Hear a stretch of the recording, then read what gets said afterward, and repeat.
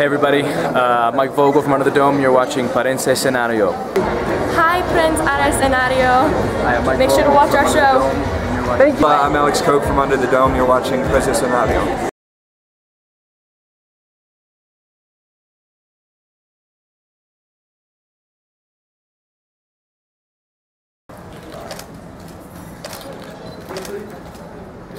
To the left, guys, please. Here. Thank you.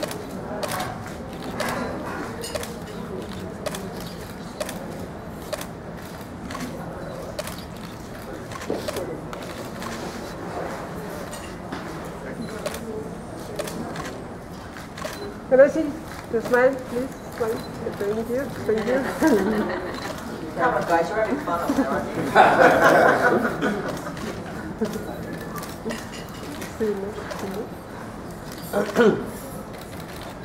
¿Se pueden individuales o ya no?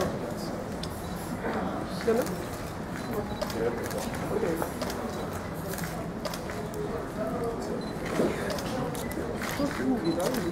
Muy bien, muchas gracias.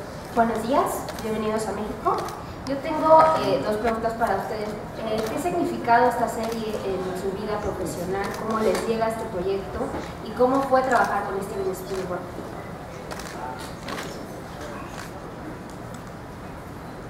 I think it's been a fun ride for all of us, especially in today's TV market. It's difficult to, and rare that a show, goes beyond, first of all, gets picked up and then continues to even go beyond one season. So, and I think having the pedigree that this show had, not only Steven Spielberg, but Stephen King being involved with it. Steven Spielberg certainly brought the effects geniuses that helped this show sort of have that visual wow factor that it has, and Stephen King certainly providing the book, and then bringing together a fantastic cast of really talented people that are a pleasure to work with. It's been a fantastic experience for all of us. This was my first series actually on television, so this was exciting for me, and it was all very new. One of my favorite parts was meeting everyone and getting to the set, and we all just kind of clicked instantly, and we kind of knew that we were creating something amazing and something that was going to be very special, and especially because from the beginning we saw some names attached like Steven Spielberg, Jack Bender, Stephen King. It was just a very special project from the beginning, and I think I definitely noticed that. For me, this was, also my first series, so it was a little bit daunting, and, it was 2 months of auditioning, and it was a long process because I was so new. And when I finally got it, I was like, yes, this is happening, like, this is so amazing, this is everything I could ask for. And then I was like, okay, now the real work starts, and just going there and being with, just everyone, and just learning so much and trying to pick up as much as I can. Yeah, it was just a great crash course in the whole thing, experiencing everything, the different philosophies that everyone had. But we knew, we had a good idea that it was going to be something special. We just didn't know the complete level that it was going to go to. So we're very fortunate. Siguiente pregunta. Si me ayudan, por favor, diciendo nada más a qué medio pertenecen, de dónde vienen y demás. Hola, acá atrás, on the back. Soy Javier Merino de Excelsior Televisión. Quisiera preguntarles a Mike y a Alex, ¿qué tan difícil es manejar estos personajes tan complejos y tan macabros hasta cierto punto que no sabemos mucho de ustedes?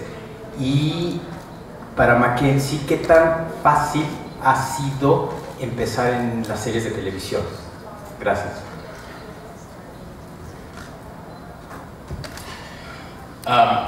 Well, I think and I'll let Alex certainly comment on him, but I think what I enjoy most about the show is that, and what we're, trying to do is not walk a straight line down the middle of the road.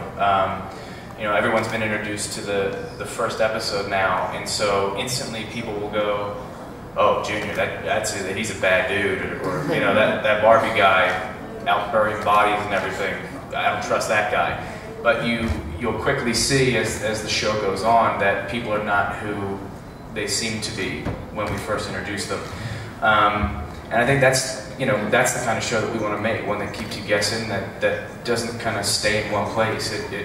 You have things that you think you know about someone, and then all of a sudden we introduce something else that you didn't even see coming. And so I think that's been the fun of it for me, and watching all the fun stuff that Alex and I've had. It's a physical show. When we finished this season, I don't think I've ever been more beat up in my life, just bruised head to toe, and it's tough, but at the end of the day, definitely worth it. I agree with Mike. I think the characters in the show, it's not all black and white, and there is so many different layers to these characters, and you feel sympathy for them, even though they're doing these kind of vicious things, and no one's like a true villain in the sense of a word. Everyone comes from a place of like, oh, I'm trying to do the best for this town, I'm trying to save people.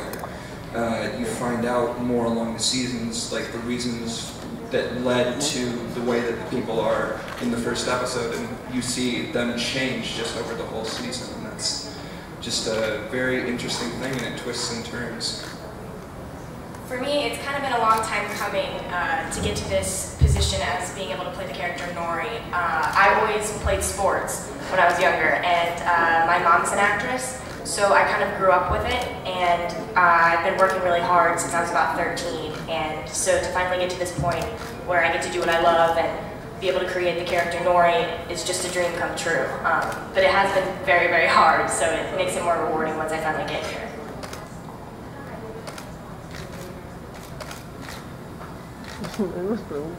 ¿Otra pregunta? Aquí adelante. Adelante.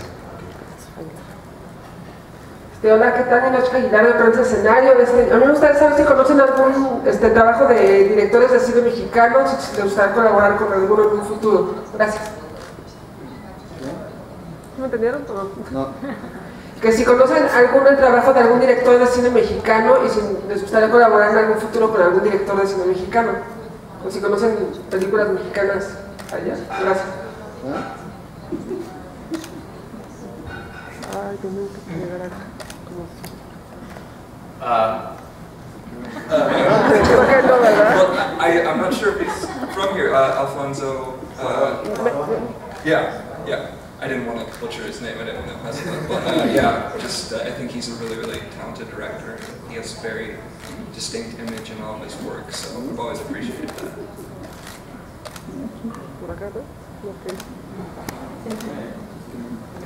Ok, por allá atrás. El señor Merino tiene muchas preguntas. Sí, Merino. It's me again on the back.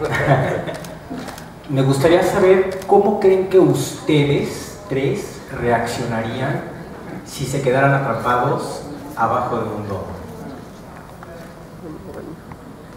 My initial reaction would probably be panic, but I'm a very driven person, so I think once I got used to the shock that there's a dome trapping me in a town, I think I would be kind of like Joe and Nori or Julia in a way, trying to figure out what it is and where it came from and how we can get it to go away. And so I think I would come to my senses after an initial freak out. I think we're in Hollywood, so we all are under a dome. And it's very scary.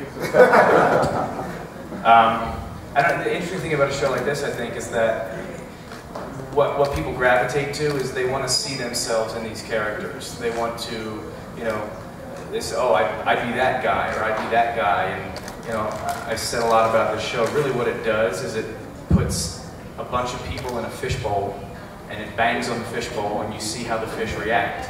So, each one of us is kind of filling a different character, a different personality trait, a different thing that someone may say. You'll have the guy that wants to take advantage of the situation and sort of crave all the power that he can get. You'll have other people that are protecting those people, and so I think that's what people respond to in this, and I'd like to, it's hard to comment on what would you do, because I think until you're in that situation, no one really knows how they react. Usually it's the guy who's real cocky, that has all the bravado, that he's the one hiding under the table, and it was the real quiet guy who ends up saving everyone.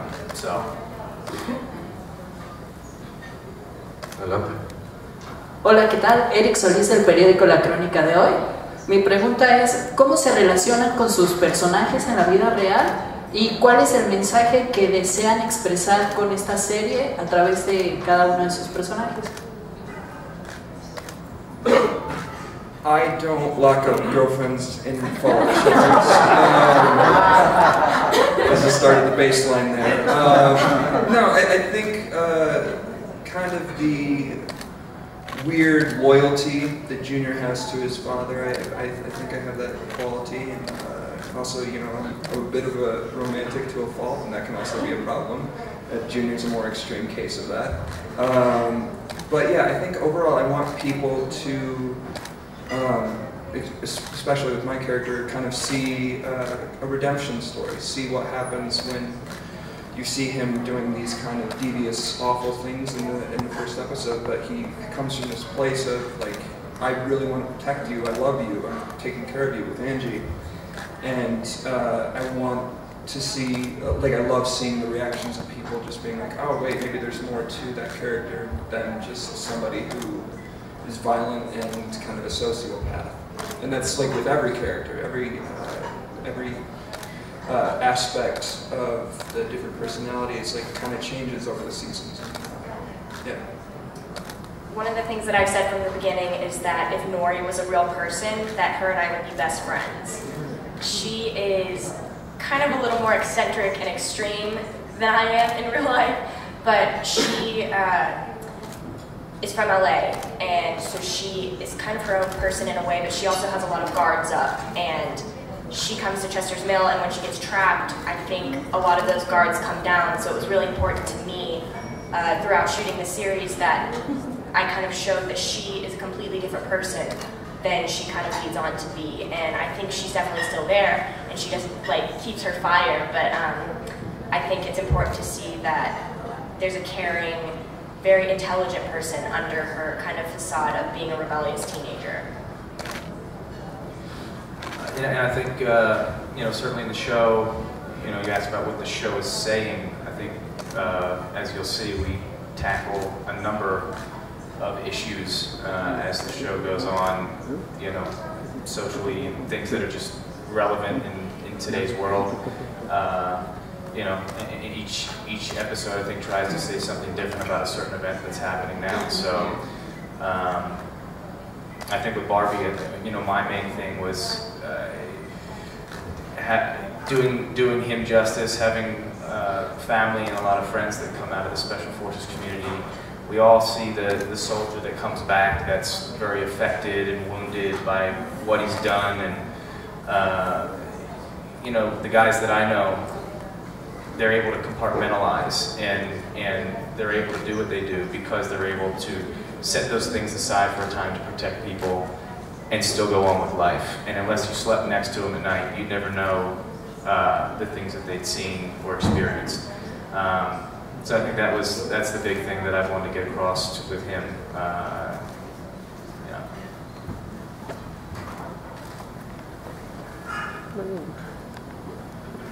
Hola, ¿qué tal? Pablo Berruecos de One Digital.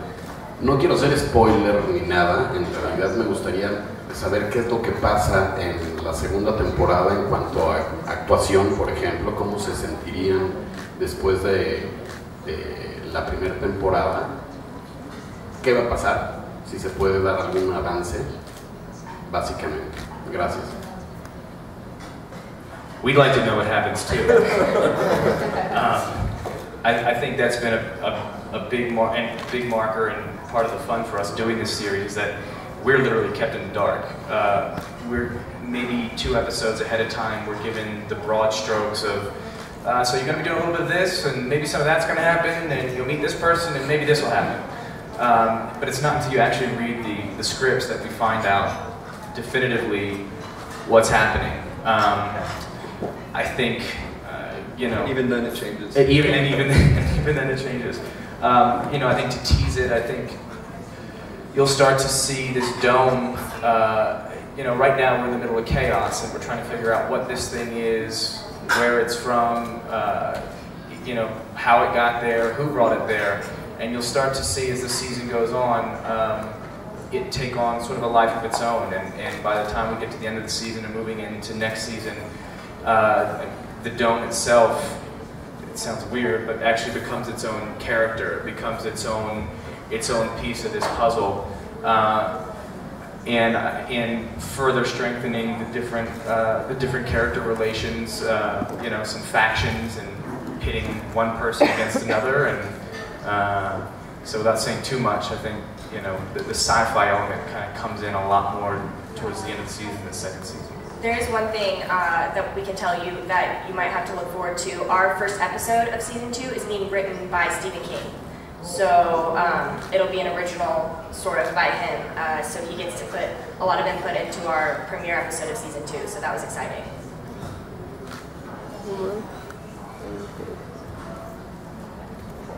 Última pregunta ya, quizá, lo prometo. A Mike tuvimos la oportunidad de conocer.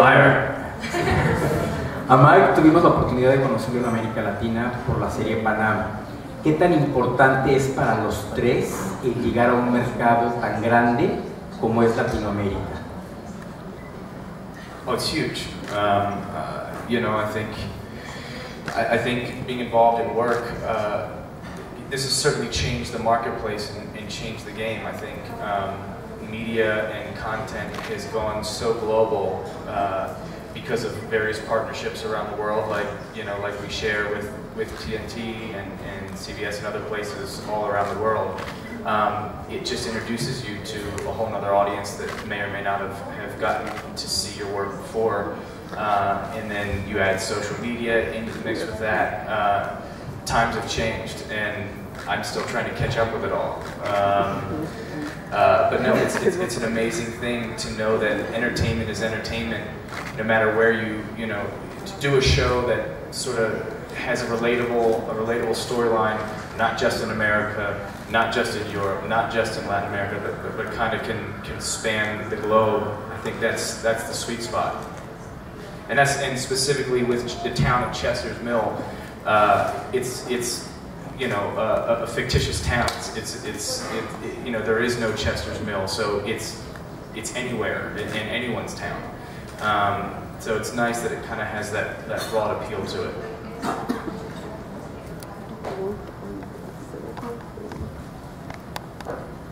¿Alguna otra pregunta? ¿Dónde fueron las locaciones y cuántos meses grabaron? ¿Dónde fueron las locaciones y cuántos meses grabaron? Okay. ¿Dónde fueron las locaciones? ¿Dónde se hizo? Where were the locations? Yeah, the shootings. Oh, where we're filming. Yeah. Wilmington, North Carolina is the majority of where we shot the stuff, and a lot of different shows have been shot there. A lot of Stephen King stuff, like a majority of his movies have all been shot there. And it was just very interesting and kind of like cinematically nostalgic type town. Just so many people have been working there for years and years on different sets, like One Tree Hill and Dawson's Creek. So it has a good, rich history of you know, television and film. Buenos días, ¿qué tal? De Perú. Quería saber, ahora que la serie les está abriendo las puertas a Latinoamérica, quería saber qué tanto les interesa este mercado, ¿no? Trabajar en el mercado de Latinoamérica.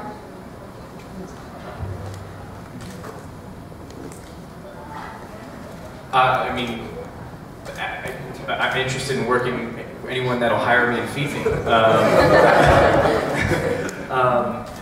You know, as I said before, I think the more reach that we can have, and the more markets, the more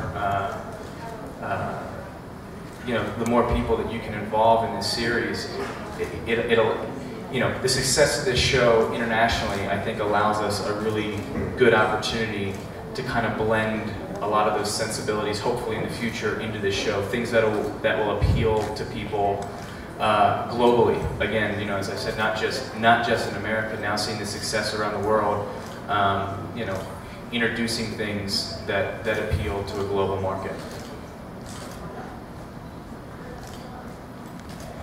I'm Andressa from Brazil. Could you share with us some curiosity about backstage, something supernatural or mysterious or exciting, funny happened that you can tell us? Supernatural and funny. Supernatural.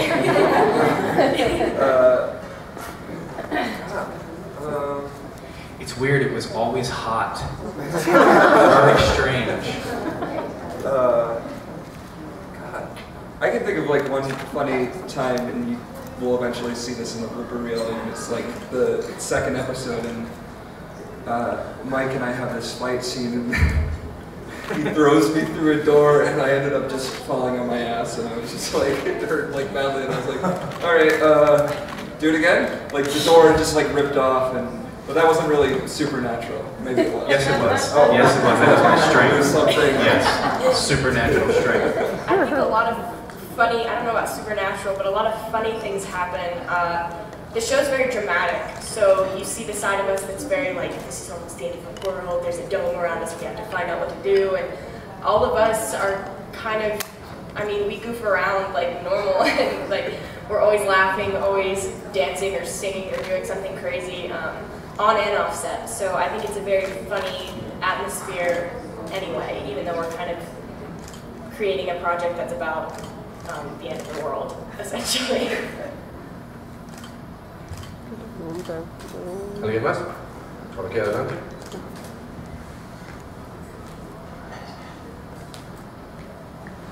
Laura Ángeles de Entérate Online, otra pregunta. ¿Qué es lo que admira cada uno de Stephen King?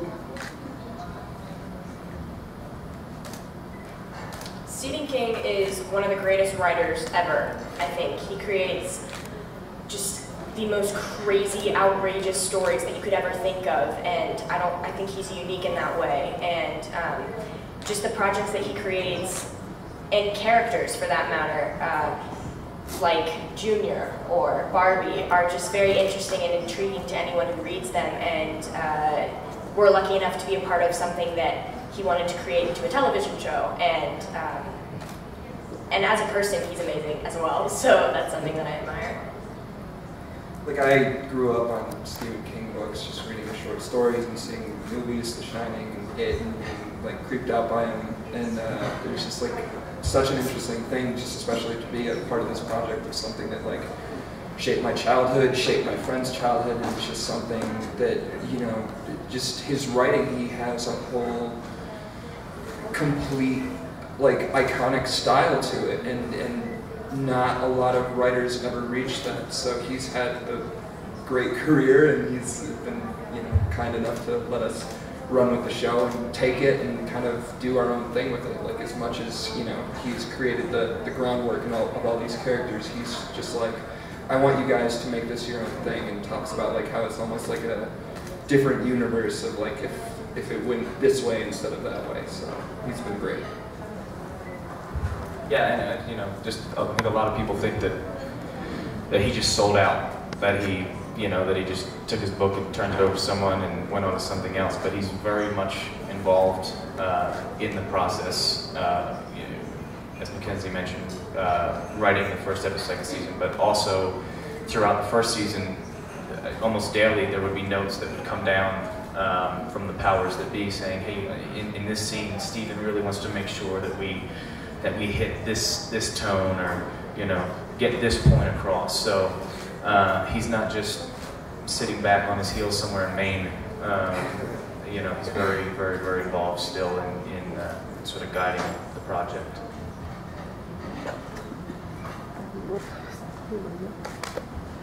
Una última pregunta. Gracias. ¿Qué tal? Otra vez por acá atrás. ¿Cuánto costó o cuánto cuesta cada uno de los capítulos?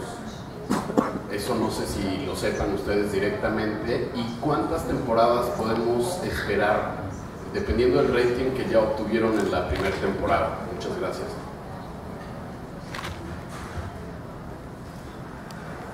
I have no idea how much. I have really no idea. Lots and lots yes. of money.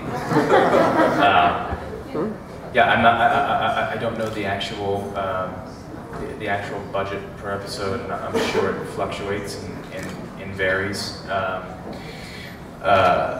You know, it certainly has a very high production value. I think the effects in a show like this used to only be reserved for film, and now you're able to achieve these things in television, which certainly ups the cost a bit. And I think they've told us we're going for 25 seasons, was it? 25 more seasons, so we're looking forward to that. Aquí en el fondo. Cristina Espeolea, del diario La Voz del Interior de Córdoba, Argentina. Mi pregunta era un poco formulada para los tres. Vemos que en Under the Dome es otro ejemplo de otra superproducción que muestra que la televisión ya no es una pantalla menor, será una pantalla chica, pero no una pantalla menor. En lo personal, ustedes, ¿cómo analizan este cambio en la industria del entretenimiento? Y si son de consumir más cine o más televisión. I think, like Mike said, some of the special effects that are in our show used to only be achievable in film. So it's kind of cool that we get to sort of cross over in that way, and that it's developed so much into almost you can watch mini films every week. And I think what people don't realize is that the storylines in a television show are just as good as the storylines in any film. They just take longer to develop sometimes. And it's just been very exciting for me personally. I really think we are kind of living in a new golden age of television, just in terms of like characters and stories. Like you see Breaking Bad with Dean. You see like a character like Walter White, and like I agree with Mackenzie. Yeah, it takes a longer time, but it's almost more rewarding to watch a character unfold in that way, and just see so many different facets of him and see him in different seasons and see what, you know, it's better than like just waiting for the sequel to come out. You have something every single week and people talk about it and have their ideas about what's going to happen next week. So it's a great, just new kind of, it's not a new medium, but just a new way it's reaching people and kind of hitting people, I think is really effective. I think you see it specifically in the actors that are now going into television. You have, you know, big names where 5 years ago, 6 years ago, you would go, what? That person's doing what? But that sort of that line between television and film has merged, and I think people are just looking for good content. I mean, you know, personally, some of the television scripts that I've read are far more interesting and fascinating than most film scripts that I've read.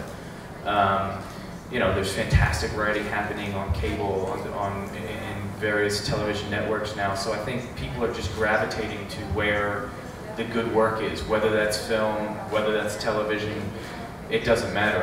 I think production value on both of them has come up to kind of meet in the middle and you know, kind of make this world. It's great for us as actors because you're no longer having to be, you know, well, I can do this, but I can't, you know, it's wherever there's good work, that's where you go. Última. ¿Cómo sobrellevar la fama y cómo mantenerse centrado en este mundo del espectáculo para cada uno? Ok, ¿cómo sobrellevar la fama y cómo sobrevivir en este medio del espectáculo? ¿Me entendieron o no? ¿Understand me? I don't know, my life hasn't really changed that much, and I'm actually kind of thinking that's a blessing. Like, I think the weirdest thing that happened to me, I guess this could be a funny and supernatural thing. A guy, he was walking his dog and we were on set, and he walks past me and he goes, "When are you gonna let that girl out of the basement?" Like, and that was like my first experience with something like that, and I was just like, okay, this is weird, this is gonna be different. But it's been good. It's just, I think one of the great things is you're on this great show and you're given more opportunities, a lot more doors open, which is a great thing for all of us. I am a senior in high school, So I'm still in school, so I'm at home right now. I have a family, and I'm kind of just enjoying that until we go back to start shooting season 2. So it's kind of been good to be on a break, but it's also good to see the excitement about the show and just kind of the reaction that it's getting everywhere and now all around the world. I'm also a senior in high school. I have 3 kids and I change poopy diapers, so that keeps me pretty grounded. But no, it's been, it's kind of that double-edged sword with when people recognize the work that you're doing, and it means that they're seeing it, and so you inevitably trade a bit of your, the privacy and the anonymity and. In exchange for, that's why we do what we do. It's difficult to go to work every day on a show or a film that no one's watching and trying to stay motivated. But when people are really connected to it and tuned in, you see very, very visceral reactions to the different characters. You know you're doing your job, and it makes it easier to go to work the next day. Thank you. Muy bien, pues les agradecemos muchísimo su presencia, sus preguntas. Anything else you guys want to share? Final thought, anything? Just a big thanks to you guys, for tuning in and watching, and we hope you enjoy the rest of this season. I know we enjoyed making it, and a lot of other people have enjoyed watching it, and we can't wait to get back to work this spring and get into season 2. So thank you. Please. Thank you so much for being here, and we're looking forward for the second season. Muchas gracias a todos y de nuevo, no dejen de sintonizar la primera temporada. Se transmite el episodio de estreno los lunes a las 10 de la noche y se repite los viernes a las 9 de la noche, por supuesto por TNT. Esta repetición, esta vez sí, de manera definitiva, será transmitida sin comerciales, es decir, este viernes a las 9 de la noche, la repetición del primer episodio, del episodio premier, sin comerciales. Muchas gracias. Gracias. Gracias a todos por haber venido.